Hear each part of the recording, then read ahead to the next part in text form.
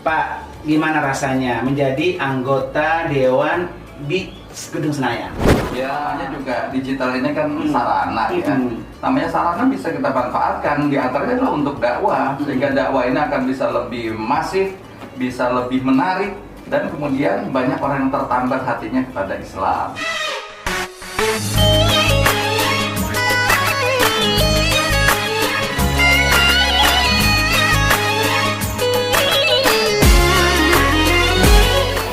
Assalamualaikum warahmatullahi wabarakatuh. Assalamualaikum warahmatullahi wabarakatuh. Alhamdulillah nih, pada hari ini sahabat muslim, saya bisa bersilaturahmi ke tempat yang sangat luar biasa.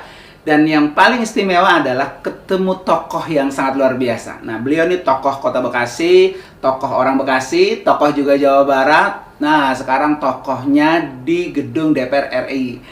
Pengen tahu kan, sahabat muslim, siapa tokoh beliau? Ini dia. Assalamualaikum. Waalaikumsalam warahmatullahi wabarakatuh. Gimana, sehat ya? Alhamdulillah sehat. Wah, sekarang tambah enak banget nih. Kayaknya Ustadz ini di media sosial sudah makin viral. Nih, sahabat muslim, alhamdulillah beliau ini sekarang sudah menjabat sebagai anggota DPR RI di Senayan. Kita akan bincang-bincang dengan beliau seputar kegiatan beliau, baik dulu sejak menjadi anggota dewan di kabupaten dan di provinsi, atau juga sekarang yang posisinya sudah ada di Senayan. Pak, gimana rasanya menjadi anggota dewan di Gedung Senayan? Ya, namanya juga kita berusaha ya, dan amanah dari partai. Saya kira dimanapun juga ini harus dilaksanakan ya, baik di kota atau di provinsi. Nah, sekarang kebetulan partai mengamanahi saya untuk di DPR RI ya. Ya, alhamdulillah kita jalani insyaallah dengan sebaik-baiknya. Nah, pernah juga menjadi anggota dewan di Kota Bekasi, Pak ya? Iya. Kemudian pernah juga di provinsi. Iya, betul. Sekarang di pusat. Itu ada nggak, Pak, perbedaan dari antara itu? Kalau anggota dewan saya kira sama aja ya. Karena fungsinya juga sama. Ya, fungsinya pertama adalah kaitan dengan legislasi, bagaimana membuat aturan perundangan. Yang kedua adalah budgeting, bagaimana menganggarkan, dan yang ketiga adalah pengawasan. Ya, tentu kalau dari sisi fungsinya sama. Cuma yang membedakan mungkin dari sisi kedudukan saja. Kalau memang di DPR RI itu dia memang punya kedudukan yang lebih kuat ya, karena yang mengaturnya undang-undang, dan memang ini menjadi pejabat negara yang independen. Beda dengan DPRD dan DPRD provinsi, di mana ini bagian dari pemerintahan. Jadi sama aja antara di eksekutif dengan legislatif. Nah, legislatif ini bagian dari eksekutif. Nah, bedanya cuma di situ ya. Tapi kalau dari sisi mungkin keleluasaan mengambil kebijakan ataupun dalam proses ini saya kira lebih leluasa di DPR RI. Baik, Pak. Bapak ini kan dari partai yang memang mengusung partainya Partai Islam, Pak ya? Iya. Adakah nilai perjuangan Islam di Gedung Senayan ini? Ya, tentu namanya juga gedung untuk bermusyawarah ya, dan di sana ada pergolakan-pergolakan. Tentu ini harus warna-warna keislaman yang memang kita perjuangkan. Sebagai contoh yang sekarang ini sedang ramai itu viral, RUU HIP ya, haluan ideologi Pancasila. Nah, ini menjadi sesuatu yang memang all out perjuangannya. Dari awalnya kita mengawal agar supaya RUU ini memang on the track. Namun dalam proses-proses penyempurnaan, di mana kita berkeinginan bahwa di RUU ini harus mencantumkan konsideran. Misalnya itu TAP MPRS nomor 25 tahun 66 ya, tentang pelarangan PKI dan menyebarkan ideologi komunisme, Leninisme. Nah, ini inginnya kita dicantumkan karena ini masalah-masalah ideologi gitu. Betul. Nah, ternyata ini nggak dicantumkan. Yang kedua juga di pasal 7 ini kaitan dengan penjabaran bahwa Pancasila ini adalah ya sudah seperti halnya yang dulu kita pahami ya selama ini 25 tahun kita sebagai ideologi negara Indonesia, ideologi negara nggak bermasalah. Pancasila. Nah, sekarang rupanya tadi diungkap kembali ide-ide pemikiran Soekarno Pancasilanya 1 Juni, di mana tadi ada pemerasan dari Pancasila menjadi Trisila dan Ekasila. Tentu ini mementahkan kembali ya kesepakatan-kesepakatan dari the founding father yang dulu udah memang udah tuntas lah itu masalahnya. Nah, jadi ini yang kita perjuangkan agar supaya itu nggak diungkap juga di dalam RUU HIP. Ternyata di dalam proses dari tahap 1 mereka nggak memasukkan itu, padahal kesepakatannya dimasukkan itu. Yang ini bagian daripada perjuangan terutama partai PKS Pak ya, betul. Bahwa jangan sampai PKI ini bisa mendominasi atau menguasai negara Republik Indonesia. Nih Pak, ngomong-ngomong Pak, ini juga sudah viral juga nih, banyak banget buku catatan harian Pak Masehu nih ya. Ini bisa ceritain loh Pak, bagaimana bisa? Kan kerjaannya tuh banyak banget ya di Senayan itu Pak ya. Sampai sempat bisa nulis. Mungkin bisa berbagi nih buat sahabat muslim semua. Nah, jadi ini yang perlu kita kembangkan bahwa tradisi kita menghidupkan literasi ya. Ini menjadi satu hal yang penting. Saya kira ini bisa semuanya. Kenapa? Karena kita juga terbiasa kok nulis di gadget ya. Betul. Misalnya nulis di status. Status atau cerita-cerita di mana adanya di Instagram dan sebagainya, apalagi di Facebook ya lebih panjang lebar.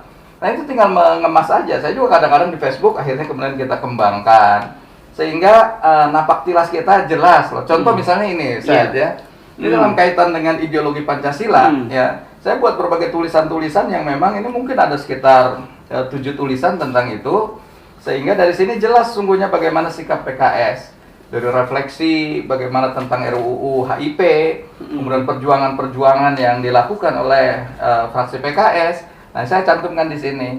Nah, memang mungkin ya ini hanya kecil aja, catatan-catatan kecil ya. Tapi Pak, yang namanya buku itu kan luar biasa Pak ya. Dia akan tercatat sebagai kenangan yang abadi. Iya. Ini memang pas Bapak di wilayah Senayan baru sempat menulis, apa memang tulisan sudah lama? Kalau ini kan pasti baru nih yang HIP nih. Terus tulisan yang lain juga, karena bukunya udah berapa buku Pak? Yang ini sudah 4 buku. Karena saya targetkan setiap saya reses, saya cetak, dibagi ke konstituen. Luar biasa. Jadi sudah 4 buku, padahal hanya baru beberapa bulan Pak ya? Di Senayan kan? Bulan lah, bagaimana nanti kalau sudah sampai 5 tahun ini sahabat muslim, pasti targetnya luar biasa. 25 buku. Alhamdulillah. Artinya Pak ya, bahwa ini memang buku ditulis pada sejak Bapak mulai duduk di sana? Iya. Ini saya sejak makanya ini ada berseri nih. Ada seri 1, ada 2, 3, 4. Ya ini kayak macam kalau ini kayak bukuan bacaan ringan lah. Kalau anak-anak kayak Conan Edogawa. Betul. Baik sahabat muslim, luar biasa kan? Berarti sesibuk apapun kita, bahwa untuk menjadi sedekatun jariyah, pahala yang terus mengalir ketika kita sudah tiada, salah satunya adalah memang mewarisi ilmu buku ini Pak ya. Nah Pak, terus juga Pak, berkaitan dengan kerja yang begitu berat di di pusat sana Pak ya, itu bisa mengatur waktu seperti apa Pak? Ya, sungguhnya kalau kerja-kerja di dewan ya, itu nggak terstruktur. Sesungguhnya lebih bebas dan lebih memungkinkan untuk kita melakukan mengemas kerja-kerja kita. Sehingga lebih leluasa harusnya, termasuk kaitan dengan menulis buku, harusnya sih bisa, karena kita punya tenaga ahli, punya juga staf, administrasi, ya tinggal kemauan kita sungguhnya, ya bagaimana kita punya political will nggak buat nulis dan buat mencetak dia gitu. Luar biasa banget nih sahabat muslim, ini juga sangat menginspirasi buat kita, bahwa apalagi Pak ya, orang-orang yang sudah mampu menulis tinggal dikembangkan saja, tinggal diabadikan sebuah buku. Nah sahabat muslim, beliau juga ini memang di samping sebagai anggota dewan, beliau juga memang selaku pembina di Yayasan Wafiz Al-Amin Center. Bagaimana Pak melihat Wafiz progresnya untuk sekarang ini? Saya apresiasi nih, rupanya Wafiz ini luar biasa nih, ngegas terus, gaspol.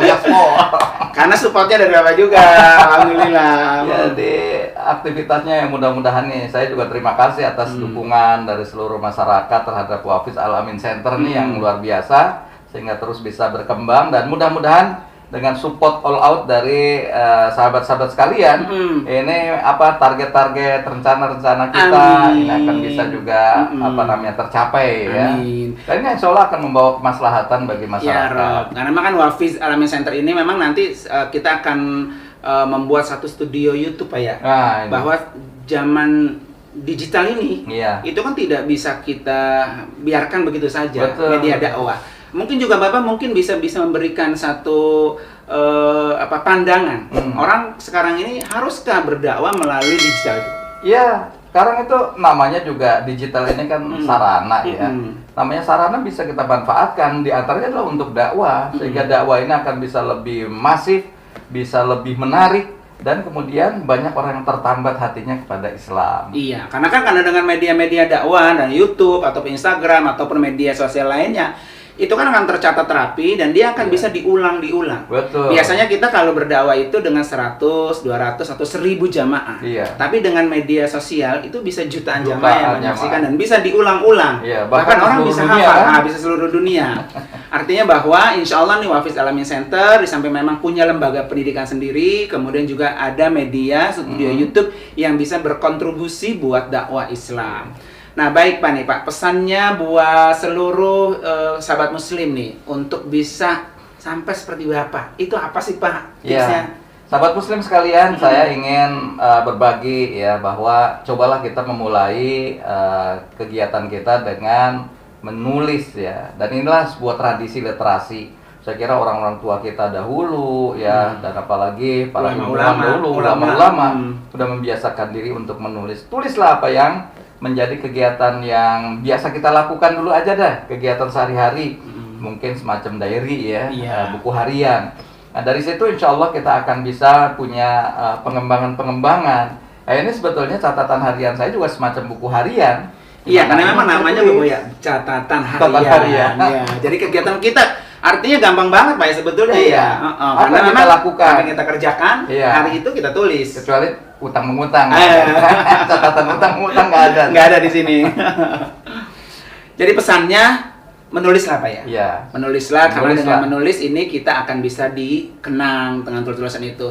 Baik Bapak, terima kasih atas kebersamaannya, mohon doanya dan supportnya terus, terutama buat sahabat muslim. Mudah-mudahan kita bisa terinspirasi dengan kehadiran tokoh kita ini. Dan mudah-mudahan juga Wafiz Alamin Center ini akan terus menjadi cahaya, berbagi cahaya. Amin ya Allah. Terima kasih. Wassalamualaikum warahmatullahi wabarakatuh. Waalaikumsalam warahmatullahi wabarakatuh.